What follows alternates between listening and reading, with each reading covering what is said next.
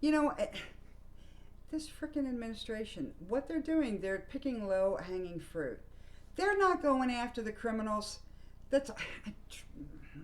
can't get into the politics too much, but, listen, Trump keeps saying, oh, we got to get these violent criminals off our streets. And who are they picking up? They're picking up the nannies. They're picking up the maids. They're picking up the woman who, is married in a valid marriage to a U.S. citizen who will eventually get permanent residence through immigration court.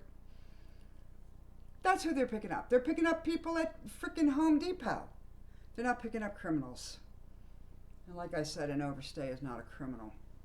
It infuriates me that they say that. Because, I have to assume that the pundits that are on the conservative side, they have to know this much about immigration law. They have to know that overstaying a visa is not a crime.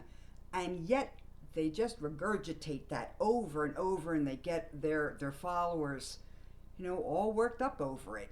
And soon, before you know it, everybody knows if you overstayed your visa, it's a crime. No, I'm here to say it's not. Okay, so this leaked memo says that, you think they're checking something. You don't know what she's typing. The adjudicator's typing something. They're sending messages back and forth. Now, they don't want to necessarily grab somebody up who's got type 1 diabetes, or has some other serious medical condition. Or it's a female and they've got 2 or 3 kids, little kids, at the house. They might be using their judgment. Again, it might depend upon who the adjudicator is, who the supervisor is, what instructions they've gotten. So this is very creepy as far as I'm concerned, but that's what they're doing. The one, as I mentioned on Sunday, the one silver lining to this whole thing is that once the interview is over, that's when ICE will come in and arrest the person.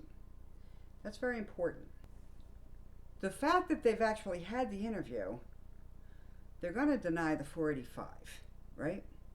But they will probably, if the adjudicator thinks that it's a valid marriage, they'll approve the I-130.